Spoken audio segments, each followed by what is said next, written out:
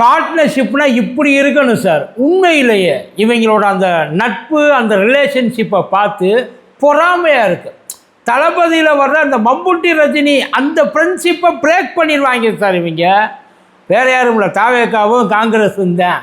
அப்படி ஒரு பார்ட்னர்ஷிப்பு தமிழ்நாட்டில் நடக்கிறத பற்றியே பேசலை. ஏன்னா இங்கே நடக்கிறது முழுக்க முழுக்க பார்ட்டி பாலிட்டிக்ஸ்.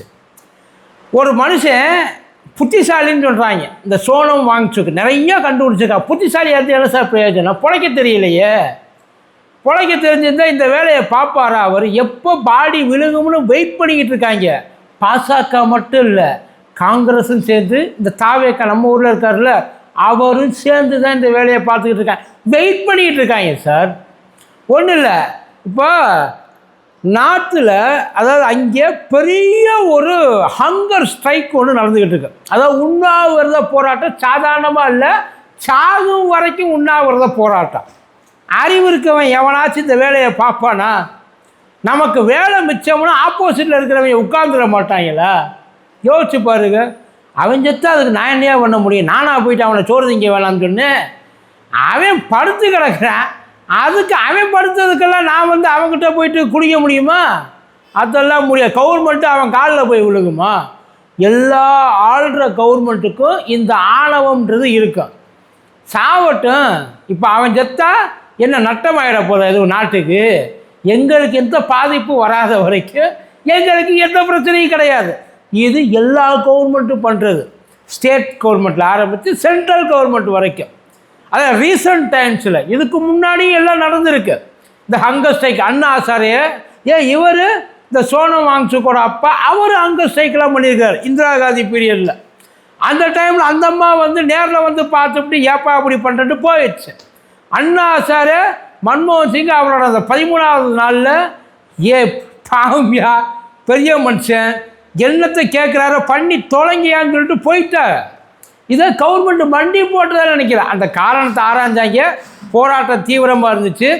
அதுக்கப்புறம் வந்து இதை நம்ம பண்ணலை அப்படின்னா, ஏன்னா அதுக்கு பேர் தான் டெமோக்ரஸி, சனநாயகம். யாருக்காக? அவன் சொந்த பிரச்சனைக்காக இப்படி உட்காந்து பாடாப்பட்டு இருக்கான். அவன் ஏதோ பொது பிரச்சனைக்காக இருக்கிறான். எல்லாருக்கும் இருக்கிற ஒரு பிரச்சனை. அந்த லோக்பால் கொண்டு வந்தாங்க. லோக்பால் எந்த அளவுக்கு எஃபெக்டிவாக எல்லா இடத்துலையும் செயல்படுதுன்றதுலாம் அப்புறம். ஆனால் கேட்டாங்க, கொடுத்தாச்சு. இந்த தனி ஒருவன் படத்தில் யாருக்காகவும் இல்லை, உனக்காகவும் பாங்கல்ல, அந்த மாதிரி போராடினவங்களுக்காக கொடுத்துட்டாங்க.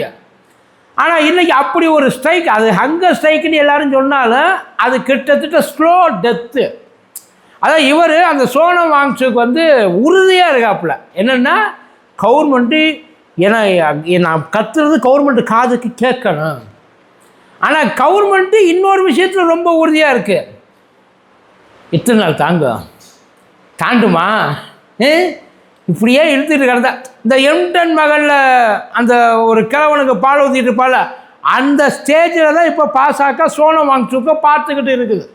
இப்போ பிரச்சனை பாசக இல்லை, ஏன்னா அது யாருக்கிட்டையும் போயிட்டு அடிபணிஞ்சு நிற்காது. அது அவங்களோட பழக்கம். அவங்க என்ன சொல்கிறாங்களோ அதைத்தான் வந்து இருக்கிறவங்களாம் கேட்கணுமே தவிர, எவனாச்சும் ஏதாச்சும் வந்து இடையில நுழைச்சான் அப்படின்னா அவனை தொலைச்சிருவாங்க, ஒழிச்சிருவாங்க, முடிஞ்சு போச்சு. அப்படிப்பட்ட ஒருத்தர் நமக்கு நம்மளை எதிர்க்கிறவே இங்கே இருந்து என்ன இல்லாமல் போனால் நமக்கு என்ன? அவனால் நமக்கு எதுவும் கிடையாது, இருக்கிற வரைக்கும் இம்சை தான் அப்படின்னு சொல்லிட்டு விட்டுருவாங்க. நியாயமாக இந்த பிரச்சனை, அதாவது இப்போ காங்கிரஸும் சரி தாவேக்காவும் சரி சிங்கிள் பாயிண்டில் நிற்கிது. எவ்வளோ பெரிய கூட்டு களவாணிகள்னு பார்த்துக்க. பாசக அந்த கூட்டத்துக்கு போகாதது, அவங்கக்கிட்ட பேச்சுவார்த்தை நடத்தாதது, அந்த உண்ணாவிரதத்தை முடிக்க சொல்லி ஏதோ ஒரு வகையில் குறைஞ்சபட்ச கன்சிடர் நானும் பண்ணுவோம் இப்போதைக்கு அப்படின்னு அவங்க போகாமல் இருக்கிறதுல ஒரு நியாயம் இருக்குது. ஆனால் அந்த காங்கிரஸும் தாவேக்காவும் இவங்க ரெண்டு பேரும் ரொம்ப தீவிரமாக எதிர்க்கிறவங்க தானே. அதில் இங்கே கடந்து இந்த மாணிக்கம் தாகூரானே கத்திக்கிட்டு கிடக்கிறாப்புலையே என்னன்ட்டு, இந்த ஒன்றிய அரசு அவர் சொல்லுவாப்புல, இந்த ஒன்றிய அரசு மொத்தமாக வந்து இந்த எஜுகேஷனை அவங்க இஷ்டத்துக்கு இந்த குருகுல ரேஞ்சுக்கு கொண்டு போகிறது, அவங்க கட்டுப்பாட்டுகளை கொண்டு வரணும்னு நினைக்கிறாங்க. அதெல்லாம் ரொம்ப தப்பு.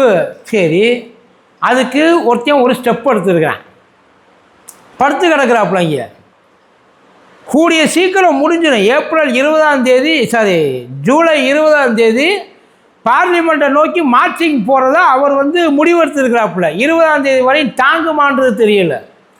பாத்ரூம் போகிறதுக்கு 4-5 பேரோட ஹெல்ப்போடு தான் போக வேண்டியதாக இருக்குது. இந்த லட்சணத்தில் பார்லிமெண்ட்டுக்கு இவர் நடந்து போகிறாராம். பாடியை எப்படி தூக்கிட்டு போக போகிறான்னு தெரியல பார்லிமெண்ட்டுக்கு. ஆனால் ஒரு வார்த்தை உண்மையிலேயே, அதாவது பிள்ளைகளோட அந்த கல்வியில் உங்களுக்கு நல்ல அக்கறை இருக்குல்ல, உண்மையிலேயே அது வந்து எந்த விதத்துலையும் பாதிக்கப்படக்கூடாது, இழப்பு ஏற்படக்கூடாது, மக்களுக்கு சரிசமமான ஒரு வாய்ப்பை வழங்கணும், இருக்கிறவங்க ஒழுங்காக ஒர்க் பண்ணணும் சொல்கிறீங்களே. இங்கே ஏகப்பட்ட தமிழ்நாட்டில் ஏகப்பட்ட குழப்படிகள் இருக்குது. இதுக்கு முன்னாடி போனவங்க எல்லா டிபார்ட்மெண்ட்டையும் கெடுத்து வச்சுட்டாங்க, என்னென்னமோ பேசுகிறாங்கல்ல. இது எல்லாத்தையும் கூட ஏற்றுக்கிறேன். நீங்கள் வாங்க, சரி பண்ணுங்க. ஏற்கனவே என்ன யார் யார் என்னென்ன அட்டூழியம் பண்ணியிருக்கான் எல்லாத்தையும் பார்த்து அவன் மேலே கேஸை போடுங்க, அரெஸ்ட் பண்ணுங்க, உள்ளே தூக்கி வைங்க.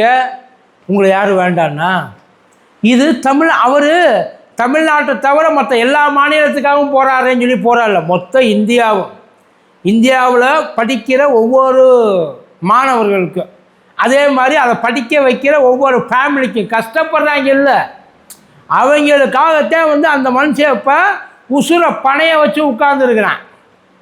அந்த சோனம் வாங்கு அவர் நடித்த அவர் வாழ்க்கையை எடுத்து இருக்கிற எல்லா லாங்குவேஜ்லேயும் நடித்து அவன் எவ்வளவு தூரம் வந்து சேர்க்க முடியுமோ சேர்த்தாங்க. எல்லாரையும் தான் சொல்கிறேன்.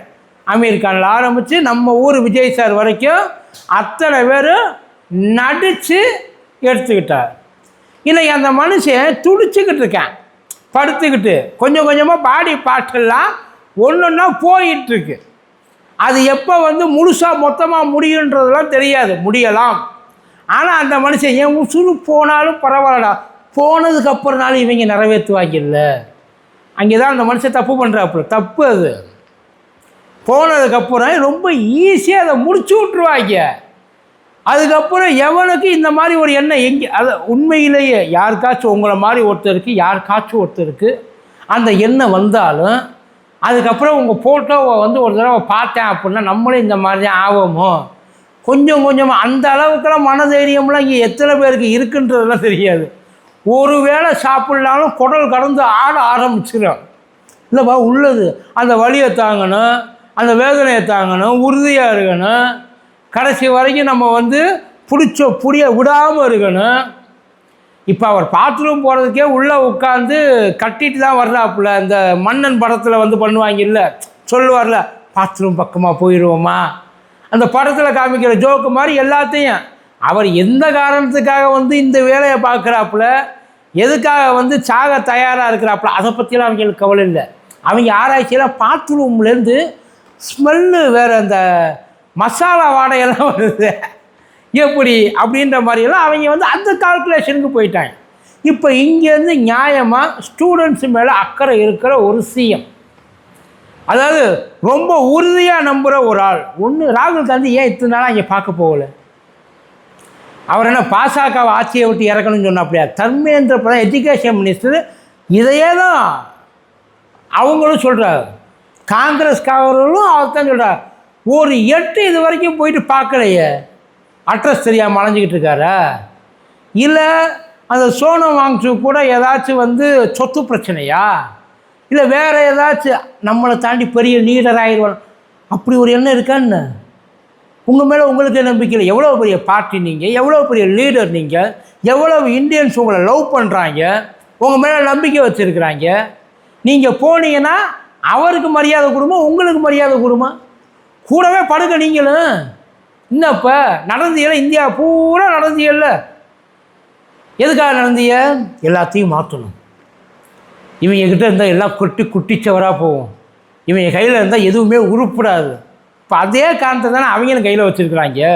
அவங்க வச்சுருக்கிறது எவ்வளோ வேலிடான ஒரு ரீசனு. எத்தனை ஆயிரம் பேர் வந்து போகிறாங்க. ஆனால் இந்த நேரத்தில் உங்களுக்கு ஒரு மார்க்கெட்டிங் கிடைக்கும்ல சார். இப்போ தாவேக்கா, இப்போ ஐயா விஜய் சார் ஒரு பேச்சுக்கு சொல்கிறேன், நேரில் கூட போக வேண்டாங்க, சோனம் வாங்சுக்கு நாங்கள் ஆதரவு தரோம். அவரோட கோரிக்கை நியாயம், அவரோட கோரிக்கை நியாயம். மாணவர்களோட எதிர்காலம் இவங்க கையில் இருக்குது. ஆனால் அந்த எதிர்காலத்தை இவங்க குளிதோடி புதைக்கிறாங்க. புதைச்சது மட்டும் இல்லாமல் அது மேலே உட்காந்துக்கிட்டு போஸ்ட் வேற கொடுக்குறாங்க. இதெல்லாம் இருக்கக்கூடாது. அவருக்கு எங்களுடைய ஆதரவு, தமிழ்நாடு அவர் பக்கம் நிற்கும். ஒட்டுமொத்த தமிழ்நாட்டில் உள்ள மாணவர்களும் அவரோட போராட்டத்துக்கு ஆதரவு சொல்லித்தான் பாருங்களேன். நீங்கள் தான் ரொம்ப தீவிரமாக எதிர்க்கிற மனுஷனாச்சு. உங்களுக்கு தான் அவங்க கொள்கை எதிரியாச்சு. அந்த கொள்கை எதிரியை எதிர்த்து தான் இன்றைக்கி ஒருத்தர் தனி ஒரு மனுஷனாக நிற்கிறான்.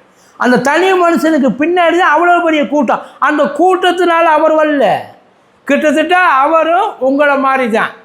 என்ன, அவர் நடிக்கலை, அவர் உண்மையிலேயே போராடிக்கிட்டு இருக்கார், வலியை தாங்கிக்கிட்டு இருக்கார், பல வலிகளை அனுபவிச்சுக்கிட்டு இருக்காரு, சொல்ல முடியாத வேதனைகளை அனுபவிச்சுக்கிட்டு இருக்காரு. உங்களை மாதிரியெல்லாம் சும்மா படிச்சுட்டு போகலை, நடிச்சுட்டு போகலை, அந்த பக்கமாக போயிட்டு சந்தோஷமாக கேக்கு வெட்டி கொண்டாடலை. செத்து கிடக்கிறப்ப ஐயையோ எல்லாருக்கும் முன்னாடியும் கொண்டாட வேணாம் அப்படின்னு சொல்லாமல் எனக்கு கொண்டாட விருப்பம் இல்லைன்னு சொல்லிவிட்டு ஒதுக்குப்புறமாக போயிட்டு கொண்டாடிட்டு வந்தீங்க. அந்த மாதிரியெல்லாம் கிடையவே கிடையாது.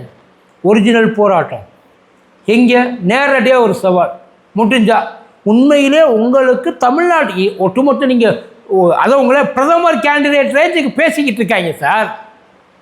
நல்ல வாய்ப்பு, போய்ட்டு உட்காருங்க. உண்மையிலே இதுக்காக நீங்கள் போய்ட்டு அங்கே உட்காந்தீங்களா, உங்களை இங்கே ஒரு பையனும் தப்பாலாம் கேட்க மாட்டேன். எவனாச்சும் ஒருத்தன் கேட்பான், கேட்டானா விட்டுருவோமா அவனை. ஒட்டு மொத்தமாக எல்லாருமா சேர்ந்து அவனை கமெண்ட்டில் எப்படி சாதாரண உள்ளதை பேசுகிறதுக்கு, நீங்கள் செய்கிற தப்பாக பேசுகிறதுக்கே எப்படியெல்லாம் செய்கிறாங்க. நீங்கள் இந்த மாதிரி ஒரு நல்லது பண்ண போனீங்கன்னா அப்புறம் என்னென்ன பண்ணுவாங்க யோசிச்சு பாருங்கள். கொதிச்சு போயிட மாட்டாங்க. ஒரு பயம் உங்களுக்கு எதிராக இங்கேருந்து வாயை திறக்க மாட்டான். நீங்களும் ஈஸியாக இந்தியா பூரா பிரபலம் ஆகிடலாம். அடுத்த எலெக்ஷனில் பிரதமர் கேண்டிடேட்டுக்கு நீங்கள் நிற்கலாம் சார். இது வரைக்கும் எந்த ஒரு ஆக்டிவ் சிஎம்மும் அதுக்கு போகலை. எல்லாரும் எதிர்க்கிறீல்ல, அவர் மேலே தப்பு இருக்குன்னு தெரியுது இல்லை, அப்புறம் ஏன் சார் ஆதரவு கொடுக்கல? எனக்கு அது புரியலை. யாராச்சும் புரிய வைங்க பார்ப்போம்.